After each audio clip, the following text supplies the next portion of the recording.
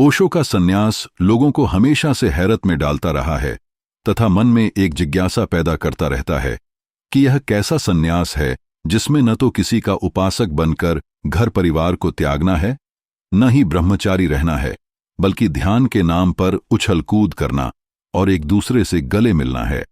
सामान्य तौर पर जब भी सन्यासी शब्द कानों में पड़ता है तो मन मस्तिष्क में एक ऐसे बूढ़े, दुखी और भगवा वस्त्र पहने व्यक्ति की तस्वीर उभरती है जिसके माथे पर बड़ा तिलक, सर पर जटाधारी केश और हाथ में कमंडल होता है, जो घर परिवार व समाज की रौनक भरी दुनिया से दूर किसी गुफा, आश्रम, वन या मठ आदि में किसी साधना में लीन रहता है या फिर भजन कीर्तन में लगा, अपने चेले चपाटों से घिरा उन्हें आत्मा परमात्मा का ज्ञान बांट रहा होता है, जिसकी जुबान पर गीता के श्लोक और रामायण की चौपाइयां होती हैं। सन्यासियों की यह छवि सदियों नहीं युगों पुरानी है, जिसके कारण यह छवि हमारे भीतर इतनी गहराई से जम गई है कि हम इसके अलावा सन्यासियों की कोई अन्य कल्पना भी नहीं कर सकते। सच तो यह है कि अपने इस रूप में सन्यासी इतना स्वीकार्य और पूजनीय है कि किसी को यदि कोई बुरा कार्य भी करना हो तो वह इसी रूप की आड़ लेता है।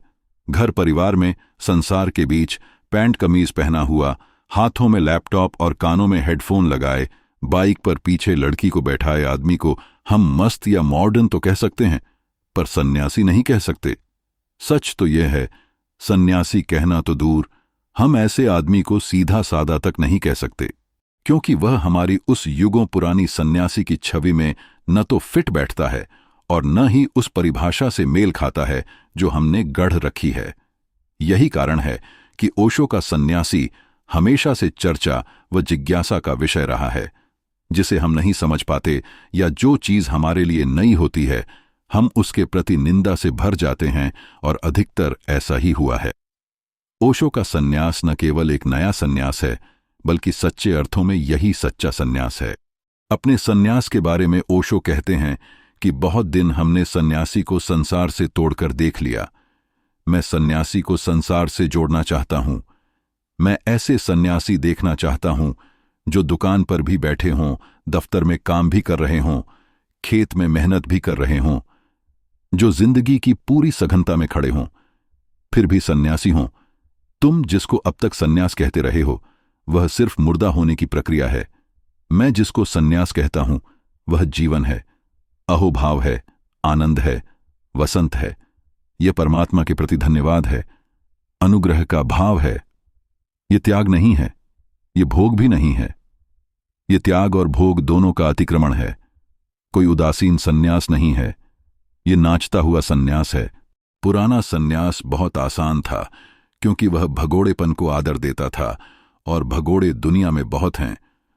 मैं तुम्हें जो सन्यास दे रहा हूं वह भविष्य का सन्यास है, उसका भविष्य है, और ऐसा सन्यास फैल सकता है, आग की लपटों की तरह सारी पृथ्वी को घेर ले सकता है, क्योंकि इस सन्यास के लिए न कहीं जाना है, न कुछ थोथे उपक्रम करने हैं, बल्कि जीवन को भीतर से बदलना है, जीवन को जीने की कला सीखनी है। मैं सन्यासी को नहीं कहता घर में रहना है और काम वासना से मुक्त होना है, काम से ही गुजरकर काम वासना से मुक्त होना है। तुम्हें बाजार में रहना है और बाजार से मुक्त होना है। तुम्हें धन संपत्ति के बीच रहना है और ऐसे रहना है जैसे कमल जल में, और फिर भी जल उसे छुए ना। रहो संसार में, लेकिन संसार तुम्हारे भीतर ना हो। यह सन्यास की वास्तविक प्रक्रिया है, और इससे ज्यादा सन्यास कभी भी कठिन नहीं था। मैं किसी चीज के विरोध में नहीं हूं, मेरी पूरी प्रक्रिया उल्टी है। मैं कहता हूं जिस चीज से भी मुक्त होना है उससे भागकर नहीं, उसे छोड़कर नहीं, उसे जीकर, उसके अनुभव से। जिस चीज से भी मुक्त होना है वस्तुतः उसको त्यागना नहीं है, उसका रूपांतरण करना है। क्रोध ही रूपांतरित होकर करुणा बनती है। जिसने क्रोध को दबा दिया उसके जीवन में करुणा नहीं होगी, और काम ही रूपांतरित होकर प्रेम बनता है। जिसने काम को दबा दिया उसका जीवन प्रेम शून्य हो जाएगा, और जहां न प्रेम है, न करुणा है, न काव्य है, न सौंदर्य है, उस सन्यास का क्या करोगे? उस कचरा सन्यास का क्या मूल्य है? मैं कह रहा हूं कि जीवन को परमात्मा ने तुम्हें दिया है एक भेंट की तरह। इसमें बड़े राज हैं, इसमें बड़े रहस्य हैं, इसमें बड़े आनंद छिपे हैं। इन सारे आनंदों को तुम पहचानो। एक तो पुराना सन्यास था जो जीवन को दुख समझकर जीवन के त्याग से पैदा होता था, और एक मेरा सन्यास है जो जीवन को आनंद समझकर जीवन के अहोभाव से पैदा होता है। इस भेद को तुम ख्याल में रखना। एक तो त्यागवादी सन्यास था, यह अहोवादी सन्यास है। एक तो भागने वाला सन्यास था, यह जीवन के प्रति प्रेम, आनंद और अनुग्रह का सन्यास है। बस इतना काफी है। विरस हो जाओ। संसार में तुम्हारी दौड़ न रह जाए, तुम्हारी दौड़ परमात्मा में हो जाए। फिर तुम जहां हो वहीं रहो, कहीं जाने की जरूरत नहीं। पति हो तो पति और पत्नी हो तो पत्नी। बच्चे हैं तो बच्चों की फिक्र करना। यह भी तुम्हारा परमात्मा की तरफ प्रेम प्रकट करने का ढंग है। यह उसका ही संसार है। ये पत्नी, बच्चे, बेटे उसके ही हैं। इसमें तुम्हारा क्या है? जिस तरह मैं सन्यास को देखता हूं, अगर वैसी धारणा प्रचलित हो जाए तो दुनिया में बहुत लोग सन्यासी हो सकते हैं। ओशो ने अपने इस सन्यास को नव सन्यास आंदोलन का नाम दिया। ओशो ने अपने सन्यासियों को प्रारंभ में गेरुआ वस्त्र दिए थे, जिसके बारे में वह कहते हैं, पुराने सन्यास ने गैरिक वस्त्र चुने थे, सन्यास के लिए उनके कारण अलग थे। मैंने भी गैरिक वस्त्र चुने हैं, मेरे कारण अलग हैं।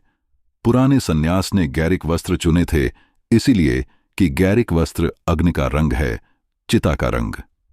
पुराने सन्यास की दीक्षा ऐसे ही दी जाती है। झूठ मूठ एक चिता बनाई जाती थी, और जैसे हम मुर्दे को चिता पर चढ़ाते हैं, उसका सिर घोंट देते थे, उसको स्नान करवाकर नए कपड़े पहनाकर चिता पर लिटा देते थे, एक चिता में आग लगाते थे। यह सब खेल था, एक क्रियाकांड था, और दीक्षा देने वाला मंत्र पढ़ता था और कहता था कि तुम मर गए, तुम अब तक जैसे थे वैसे मर गए, वह समाप्त हो गया। तुम चिता पर चढ़ गए। अब न तुम्हारा कोई परिवार है, न तुम्हारी कोई पत्नी, न कोई पिता, न कोई मां, न कोई भाई, न कोई बंधु। फिर इसके पहले कि आग जोर से पकड़ जाए और आदमी जल ही जाए, उसको उठा लेते थे, उसको नया नाम देते थे। इसका अब कोई वर्ण नहीं, अब इसका कोई आश्रम नहीं, अब इसका कोई पुराना नाम नहीं। इसलिए पुराने ढंग का सन्यासी यह नहीं बताता उसकी आयु कितनी है, यह नहीं बताता उसका पुराना नाम क्या है, उसका पुराना पता क्या है, उसके मां बाप का क्या नाम है। वह कहता है, वह सब तो बात गई। वह अपने इतिहास को पोंछ डालता है। मैं भी गैरिक वस्त्र दे रहा हूं, लेकिन चिता का रंग नहीं है यह, अग्नि का रंग जरूर है। और अग्नि मेरे लिए जरूरी रूप से चिता का प्रतीक नहीं है। अग्नि जीवन का प्रतीक है। तुम्हारे जीवन में अग्नि जल रही है, तभी तक तुम जीवित हो। विज्ञान भी इससे राजी है। जैसे दिया जलता है तो दिया किस तरह जलता है? ऑक्सीजन के कारण ही जलता है, और ऑक्सीजन के कारण ही तुम भी जल रहे हो, तुम भी जी रहे हो। ऑक्सीजन को हटा लो, दिया बुझ जाएगा। जरा एक दिए पर ढांक देना कांच का बर्तन और देखना कितनी देर टिकता है। बस थोड़ी देर टिकेगा। हमारा जीवन भी अग्नि है, सारा जीवन अग्नि है। अगर सूरज बुझ जाए तो वृक्ष भी इसी वक्त समाप्त हो जाएंगे, लोग मर जाएंगे, कोई भी नहीं बचेगा। पृथ्वी एकदम उजाड़ हो जाएगी। सूरज की आग हमें जिंदा किए हुए है, तो आग चिता की ही नहीं होती, आग तो जीवन की भी है। मैंने जीवन की आग के कारण गैरिक वस्त्र चुना है। जो लोग सन्यास के इच्छुक होते थे, ओशो उन्हें अपने पास बुलाते थे, उनके साथ 5 मिनट बिताते थे, फिर गले में अपनी माला पहनाते थे, उसके बाद अंगूठे से माथे, भौं के मध्य को छूते थे, और फिर अपने लेटर पैड पर उसका सन्यास नाम लिखकर अंत में अपने हस्ताक्षर कर देते थे। बाद में ओशो ने कहा, अब माला और गेरुए वस्त्र पहनने की जरूरत नहीं है। सन्यास का जो अनिवार्य तथ्य है वह है ध्यान। कई लोग ऐसे भी थे जो पुणे नहीं आ पाए थे, उन्हें सन्यास बाई पोस्ट भी भेजा जाता था।